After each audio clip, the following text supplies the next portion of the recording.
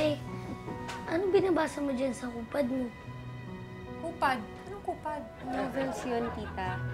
Ang cute nga ng title na binabasa ko ngayon eh. I Hate to Love You, Mr. Headband. Kilala sila sa school bilang D3P. 3Ps dahil may forma silang papansin, mga mukhang hindi papansinin, at pasaway ng mga ugali. At ang leader nila, tinaguri ang si Boy Headband. Siya si Tyrone. Lalo siyang nagiging cute kapag kasama niya ang mga tropa niyang D3P. Mga dog! Oy guys! Si Lukring! Nandiyan na naman! Nakatingin sa akin, naglalaway! Hawatin niyo ako mga tol! Sasagutin ko din! Noon pa ako type niya, di ba?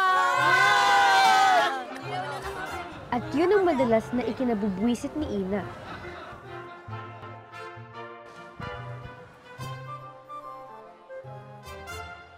Sa school, walang kaibigan si Ina. Para siyang may sakit na iniiwasan ng iba. Kasi ang buhok niya, buhaghag. At para bang laging may misa. Treat ko na yan. Talangin ka pala ito. Kiss. Hi, Tyron! Ilang beses ko bang sasabihin sa'yo na huwag mong dadalhin dito sa eskwelahan ang musumo mo.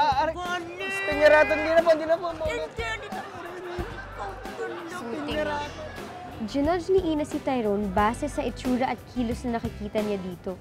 Para sa kanya, nawawala ang pagkagwapo ni Tyrone kung hindi naman ito mabuting tao. Pero ang totoo nun, may kakaibang nararamdaman si Ina para kay Tyrone. Kasi ito lang ang tanging taong nagtatangkang lumapit at makipagkaibigan sa kanya. Anak. Anak. Alam ko, in love ka kay Tyrone. Ano niyo mo nakilala si Tyrone? Ayan o. Ang lalaki, may maliliit. May malalaki, may maliliit. Alam mo, okay lang yan. Pinagdaanan ko rin yan noon.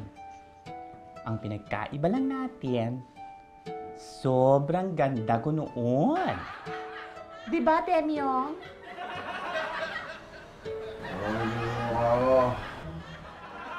Tandaan mo, anak. Ang lalaki, kapag marunong rumispeto, dapat mahalin. Dapat magkaroon ng magandang pamilya. At saka dapat talaga, mahalin mo ng todo kahit mukhang impacto. Ilang araw na hindi nakita ni Ina si Tyrone sa school. At nang magpakita na uli ito sa school, ibang Tyrone na ang nakita ni Ina. Hoy! Wala kayong magawang matino, ha? Umalis ka kayo dito! Go! Go! Sir, salamat po. You're doing a good job. Anyway, alis na ako. Ingat ka. Cute headband. Nagtaka si Ina, bakit nagwawalis na ngayon ng campus ang pasaway na lalaking naka-headband? Ginagawa ko to para matapos ako sa pag-aaral. Nililinis ko yung school para libre sa tuition fee. Silang pamilya ko, ang ate ko, ate, kuya, saka si Junior, bunso. Para sa kanila yung ginagawa ko kasi mahal na mahal ko sila. Ikaw pala si Ina. Bagay sa'yo yung mga headband ni Tyrone. Mahilig pumili ng mga headband yung kapatid ko. Mahilig lang siya mangolekta ng headband kasi ibibigay daw niya yan sa babaeng mamahalin niya. Kasi hindi niya kayang bumili ng sing-sing. Ano mo ba ibibigay yung headband? Feeling ni Ina ang laki ng mistakes na nagawa niya, lalo nung i-judge niya si Tyrone nang una niya itong makita. Tama ba namang i-judge niya ito base sa suot at kilos lang?